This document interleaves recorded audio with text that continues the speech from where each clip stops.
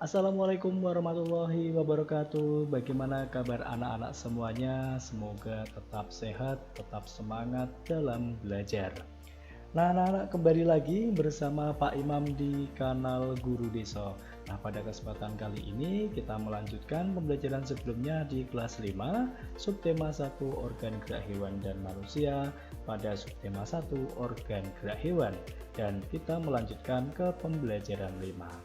Nah, anak-anak, sebelum kita mulai pembelajaran pada hari ini, marilah kita berdoa menurut agama dan kepercayaannya masing-masing. Berdoa dipersilahkan. Selesai.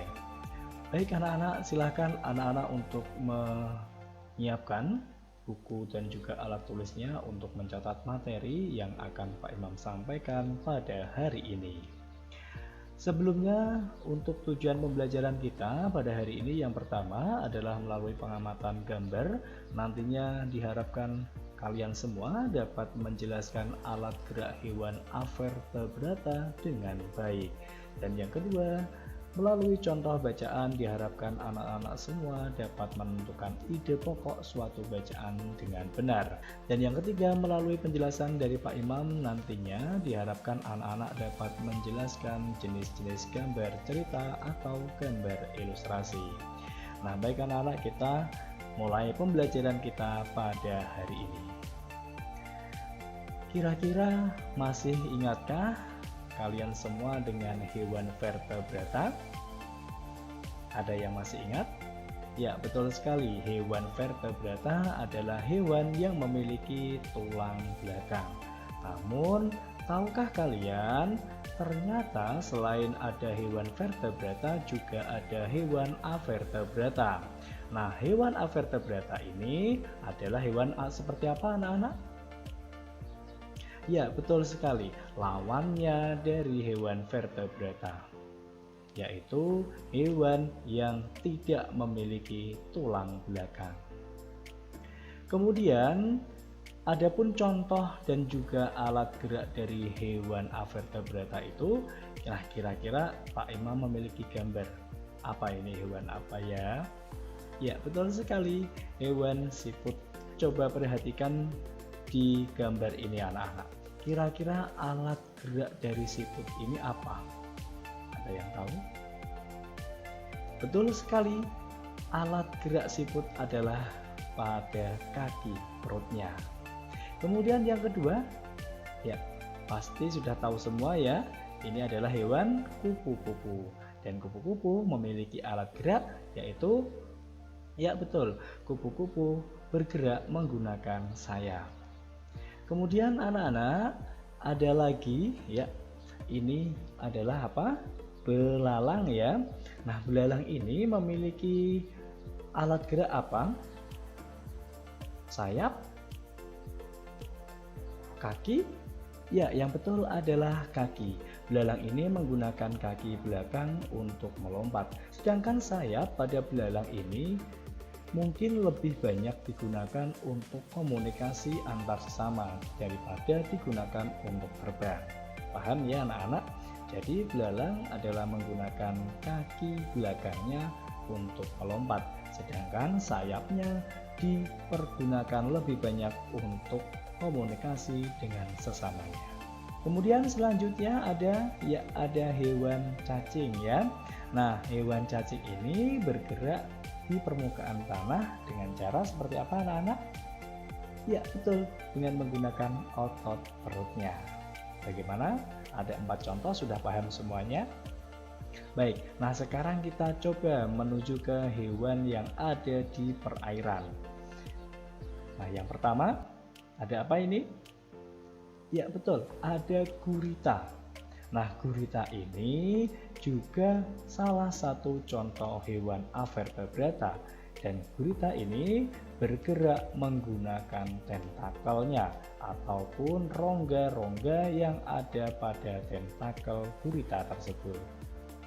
Nah, selanjutnya ada hewan avertebrata yang hidup di air, yaitu, ya betul, bintang laut. Nah, bintang laut ini merupakan salah satu hewan avertebrata yang hidup di air. Dan bintang laut ini bergerak menggunakan kaki tabung atau disebut juga dengan kaki ambulakral. Ya, itu dia anak-anak, ada 6 contoh hewan avertebrata yang Pak Imam contohkan.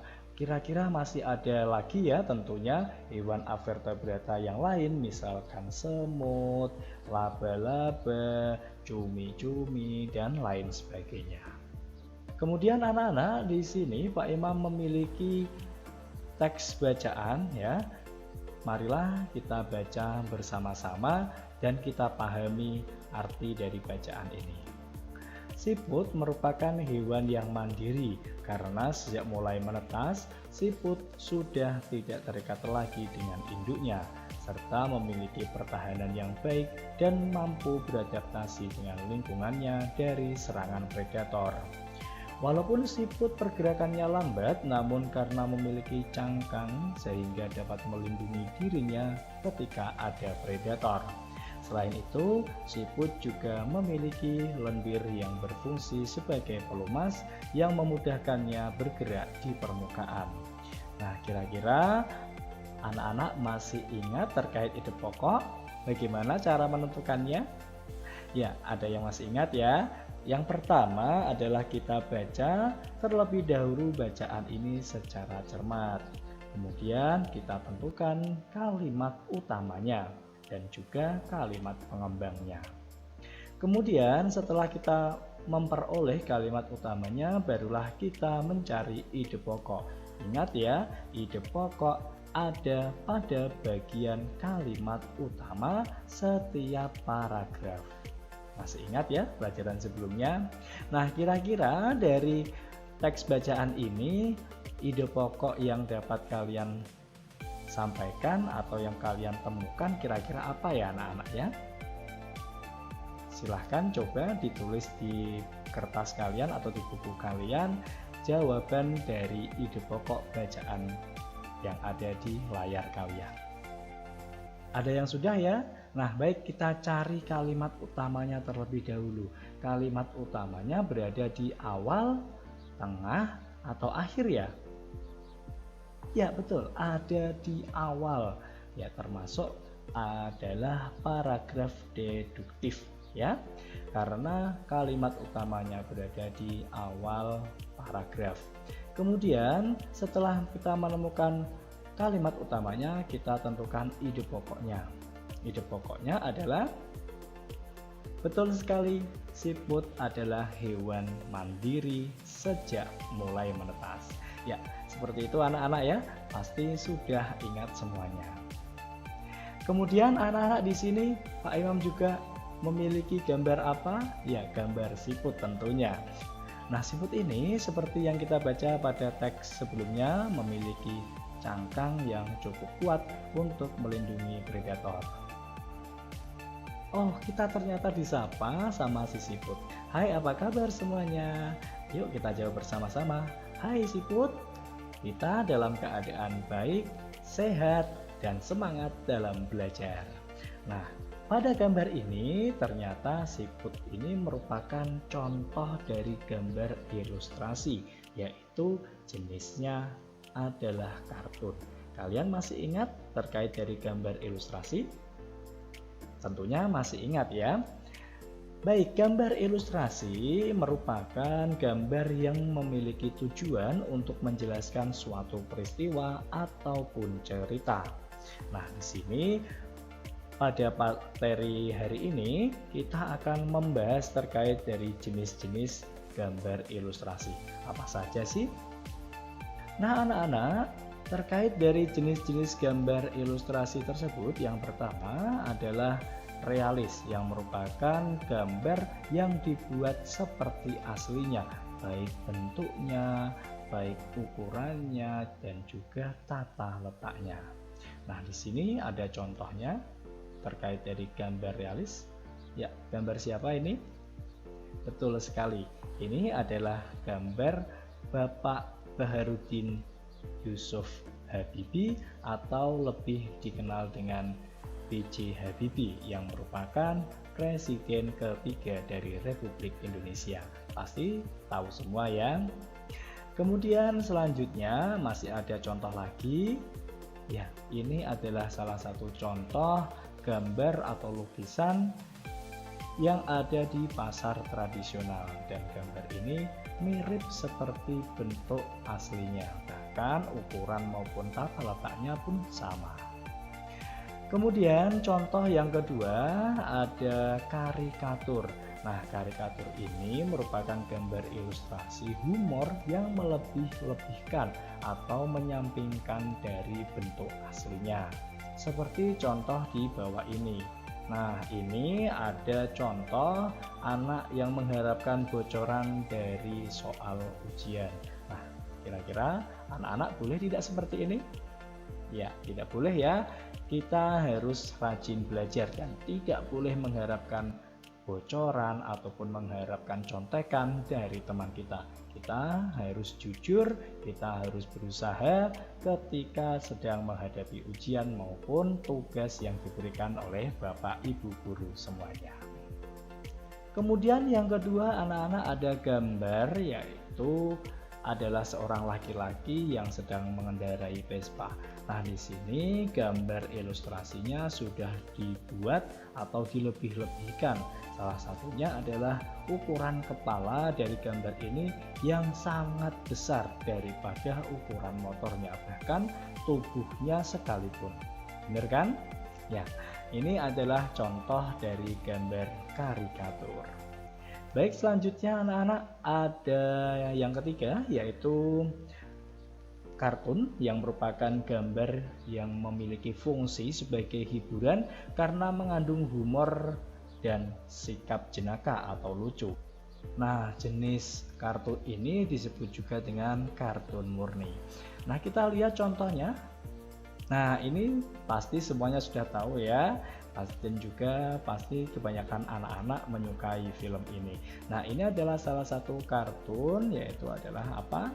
Ya, tahu semua ya, SpongeBob SquarePants. Dan ini merupakan salah satu contoh dari jenis gambar ilustrasi, yaitu adalah kartun.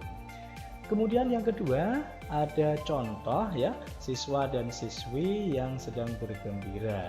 Nah, di sini juga merupakan salah satu dari jenis gambar ilustrasi, yaitu kartun.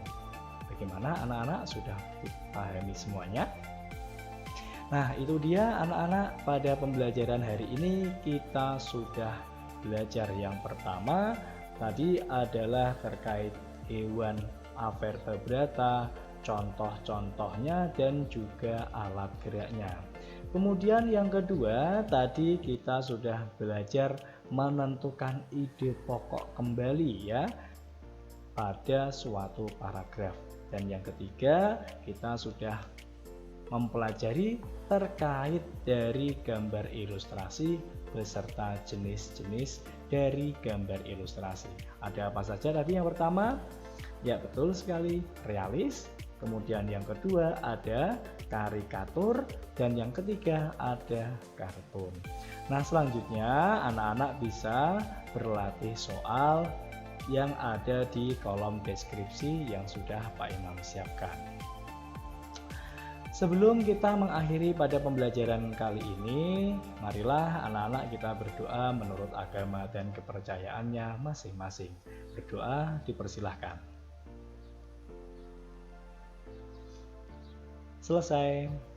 Terima kasih anak-anak, pada pembelajaran hari ini Pak Imam cukupkan, dan sekali lagi Pak Imam ingatkan jangan lupa like, share, dan juga subscribe kanal Guru Beso supaya anak-anak tidak ketinggalan dengan video-video pembelajaran dari Pak Imam.